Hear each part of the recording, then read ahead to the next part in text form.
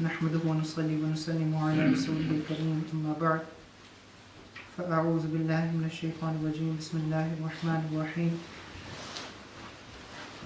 أتأمرون الناس بالبر وتنسون أنفسكم وأنتم تتلون الكتاب أفلا تعقلون بارك الله لي ولكم في القرآن العظيم ونفعني وإياكم بالآيات والذكر الحكيم استغفر الله لي ولكم ولسائر المؤمنين واستغفروه إنه هو الغفور الرحيم سبحانك لا علم لنا إلا ما علمتنا إنك أنت العليم الحكيم رب اشرح لي صدري ويسر لي أمري واحلل عقدة من لساني يفقهوا قولي رب يسر ولا تعسر وتمم بالخير وبك نستعين يا فتاح يا فتاح يا فتاح صدق الله العظيم وصدق رسوله النبي الكريم الأمين السلام عليكم ورحمة الله وبركاته.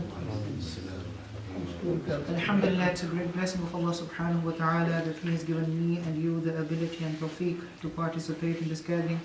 And we ask Allah subhanahu wa ta'ala to make this gathering a source of guidance for all of us. We ask Allah subhanahu wa ta'ala to make this gathering one of the means of our entry into Jannah, inshallah. Inshallah, tonight I will share with you some reflections from verse number 44 of Surah Al-Baqarah.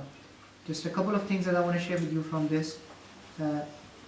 In this place, actually, in this surah, and particularly in this place, Allah subhanahu wa ta'ala is talking to the people of Bani Israel. And Allah subhanahu wa ta'ala gave them a bunch of advices. And after Allah subhanahu wa ta'ala gave them many advices, then Allah subhanahu wa ta'ala gives them this advice. And you can consider this advice as a positive reinforcement. So Allah gave them all the advices, and then finally Allah subhanahu wa ta'ala gave them this advice. So Allah subhanahu wa ta'ala tells them and says to them, أَتَأْمُرُونَ النَّاسَ بِالْبِرِّ. Do you tell other people, do you suggest other people, do you command other people to do good thing, وَتَنْسَوْنَ أَنفُسَكُمْ, while at the same time you completely neglect or you completely forget your own self. وَأَنْتُمْ تَتْلُونَ الْكِتَابِ, and the fact of the matter is that you are the ones who are reading the book of Allah. You are the ones. This is the reality, that you are the ones who are engaged in the reading of the book of Allah subhanahu wa ta'ala. What does this mean? That you are the one who are reading the book of Allah subhanahu wa ta'ala. I will come back to it in a minute, inshallah.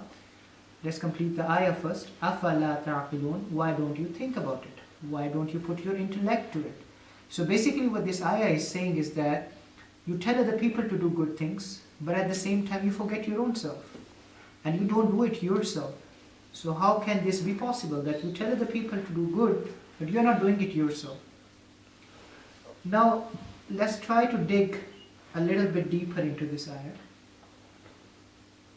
Allah subhanahu wa ta'ala adds the irony here in this ayah by saying, وَأَنْتُمْ تَتْلُونَ الْكِتَابِ. You are the ones who are reading the book of Allah subhanahu wa ta'ala. Let's just try to understand this.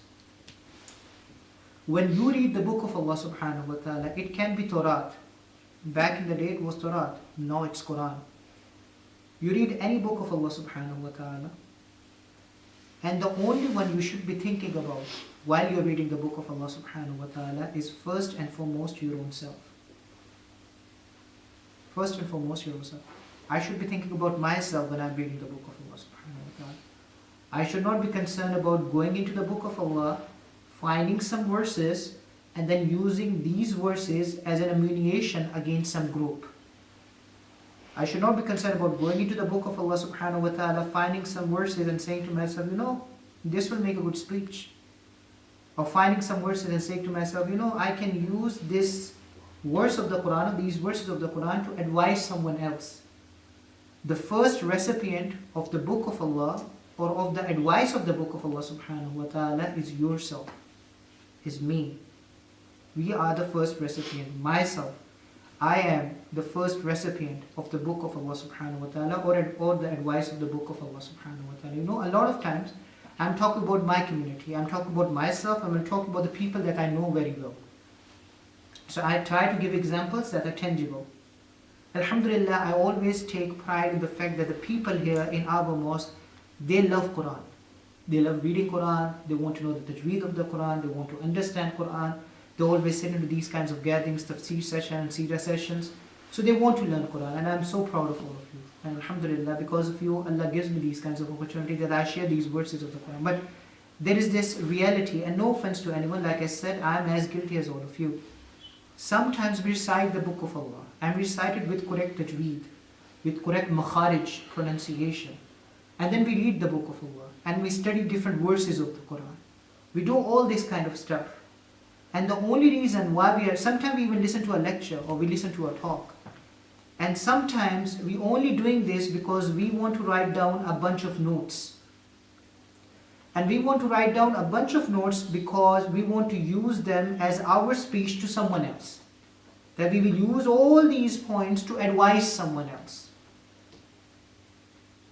Do you know what I mean? This is absolutely fine. There is nothing wrong in it. There is nothing haram in it. As long as you are writing down all these points, first and foremost, because you think it benefited you. When you write down all of these things, when you wrote down all of these things, the first reason you wrote all of them down is because it benefited you. It made an impact on you. And when it benefited you, then you say to yourself that, you know what, I should share it with other people. Because it benefited me, hopefully it will benefit other people. If you go through that kind of process, alhamdulillah, that's fine. But if you don't go through that kind of process, then whatever we are doing, it's an empty performance. It has nothing in it. Whatever we are doing. When I read the book of Allah, when I study the book of Allah subhanahu wa ta'ala, first and foremost, it is for myself. That's why Allah subhanahu wa ta'ala says, أَفَلَا تَعْقِلُونَ. Why don't you think about it? Just think about it. I'm just teaching the book of Allah. I'm just learning the book of Allah subhanahu wa ta'ala so that I can go and advise someone else. I'm just learning the deen of Allah subhanahu wa ta'ala so that I can use some verses for someone else. Maybe I want to impress them. Or maybe I have genuine concern for them. But even if I have genuine concern for them, that concern is empty if it doesn't begin with my own concern. If it doesn't begin with your own concern. So Allah says, أَفَلَا تَعْقِلُونَ. Think about it. To me, this ayah is very loud. Every time I go into the Quran, I prepare any lesson. See, brother, I'm not an angel. I'm not an angel and I'm not innocent at all. I have my share of sins and probably I'm not as pious as all of you. You may think that I'm an Imam and I'm a pious person, but I'm not. I know that I'm not a pious person. In the beginning, when I started working here, serving here as an Imam, I used to take it, this serving of this mosque, being an Imam here, I used to take it as an ibadah. And I used to feel so happy and so fortunate and so blessed that I'm doing this work. But later on, because now I'm doing it on continual basis, and I'm doing it every single day, I'm preparing reminders every day, I'm preparing lectures every day, Tafseer every day, Seerat, I'm doing something every day. Now I started to feel that I don't have that kind of sincerity anymore. I don't feel it as anybody. I'm taking it as a professional. This is my job and I have to do it. That's why very recently I made a point in my life that whatever I will recite there, I will study it first.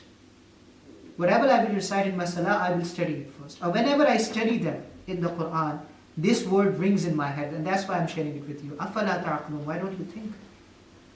Sometimes we learn a lot of things. For example, in our almost, sometimes when I look at my notes, I'm going to look at all of the things and all of the gatherings that we have, alhamdulillah, we have learned a lot. Because of you, I have learned a lot. Because of these gatherings, I don't know if you have learned a lot, but I have learned a lot. I have learned a lot. But sometimes you learn a lot of things, but you don't know why you're learning them. What's the reason why you're learning them? So we need to remind ourselves all the time. We need to refresh this in ourselves all the time, that I'm reading all of this stuff, I'm studying all of this stuff, every word of it, every ayah of it, every hadith of Rasulullah sallallahu alaihi wasallam, for one purpose and one purpose alone. First and foremost, to benefit myself, to advise myself, and then to somebody else.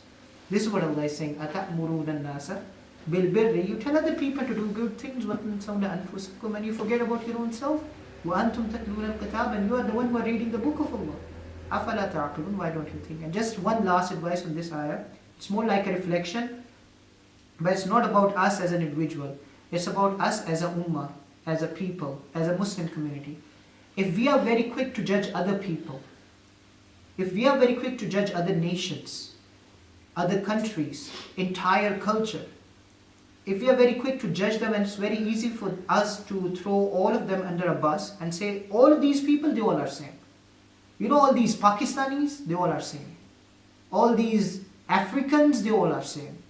All these Egyptians, we don't even say Egyptians because they Geen, they pronounce Jim as Gi. So we say Egyptian. We don't even say, that's how we make fun of them. Right, brother? Egyptian, we don't say Egyptian. Because they can't say G, they can say G, but in their dialect they say Geen instead of Gene. If we have this kind of attitude, and you know, it amazes me that we have this kind of attitude towards other nations, but we don't take the same kind of attitude for our own self. We do it with other people. Well, we don't take the same criteria for ourselves and point it to ourselves. We don't.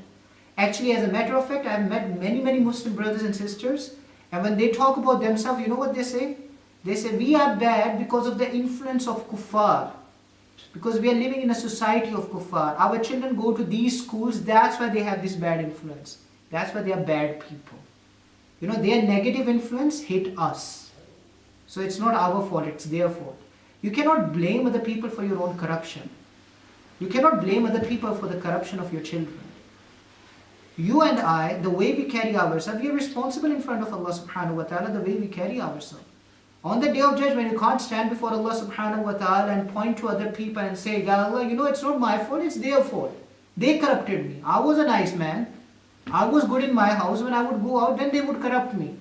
This will not work before Allah subhanahu wa ta'ala. And subhanAllah, it reminds me of something which I have already shared with all of you, but I don't mind repeating myself because maybe it's, for some of you, it's a new thing. You know, in a Muslim Spain, the last city that fell was Gharnata. That was the last city that fell. In Muslim Spain, I'm talking about. And the Amir of Gharnata was Abu Muhammad. So he made a treaty with Christians. He said, you know, I will let you take over my city if you accept 3 conditions of mine. Number 1, you won't kill us.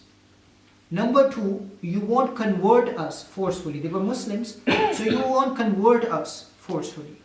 And number 3, you don't take our posts, our government posts from us. If you accept these 3 conditions, then you can come into my city and take over my city.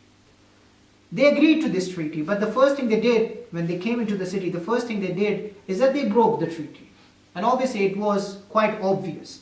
When they have an upper hand, why would they listen to you? So when they entered the city, they broke the treaty. And they enter into Al-Hamra Palace. They enter into Al-Hamra Palace. I've never been to Al-Hamra Palace, but there are people who've been to Al-Hamra Palace. They say even still when you go into Al-Hamra Palace, you will find these engravements in the wall. You will find this thing written in the wall everywhere. La ghaliba illallah. There is no dominance except for the sake of Allah subhanahu wa ta'ala. It's still there. The words are still there, the people are not there. The engravement is still there. But the people who wrote that engravement and who used to believe in that engravement, they are not there anymore. They went into Al-Hamra Palace and they find the highest place that they could. They went there and then they erected the crucifix, the cross sign.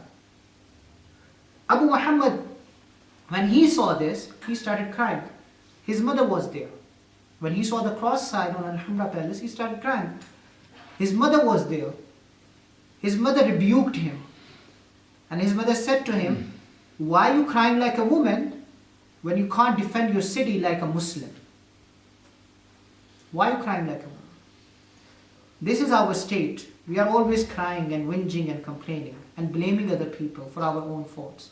We blame Christians, we blame Jews, we blame Hindus, we blame everyone except our own self. My father used to tell me we blame even time. Zamane bura chal raha hai. We even blame our time. Waqti bura chal raha hai. You know, our shair says, Nu'ibu zaman wa nabal fina wa ma lil zamani ibun sibana. We try to find fault in the time, but there is no fault in the time. The fault lies within us. And the only fault this time has is that it has to carry people like you and me. That's the fault of this time, that we are living in this time. But we need to understand that we have to take the responsibility. Before you tell other people to do good things, we have to think about our own self. When we read the book of Allah subhanahu wa ta'ala, don't just read the book of Allah, listen to the talks and the lectures. Okay, this is a good point that I can use against my enemy or against some other group. This is not the mentality that Allah subhanahu wa ta'ala wants us to have. So I sincerely make dua to Allah subhanahu wa ta'ala that may Allah subhanahu wa ta'ala make us among those who as an individual think about themselves first when they read the Quran. And who as a nation think about themselves, analyze themselves first when they are engaged in the reading of the Quran. And may Allah subhanahu wa ta'ala help us to set our priorities right. Our priority should be our own self. Instead of looking at other people, backbiting, saying that this person is wrong and that person is wrong, subhanAllah, even though I was about to finish this, but one thing that came into my mind, someone went to Imam Abu Hanifa and he said that, I've never seen you backbiting. I've never seen you backbiting. You never said anything behind anyone's back. And he said, Yaar, I'm so worried about my own sins and you want me to talk about other people's sins. How can I talk about other people's sins when I'm so worried about my own sins? So let's look into our own sins first. Kullu bani Adam khata'un. We all are sinners. No one is ma'asum. And khata'un means the one who does sins over and over again. It's not khati'un, khata'un. We do sins over and over again. So let's think about our own selves and set our priorities right. May Allah subhanahu wa ta'ala grant us understanding. May Allah subhanahu wa ta'ala keep us united in this dunya. And may Allah subhanahu wa ta'ala unite us in the hereafter.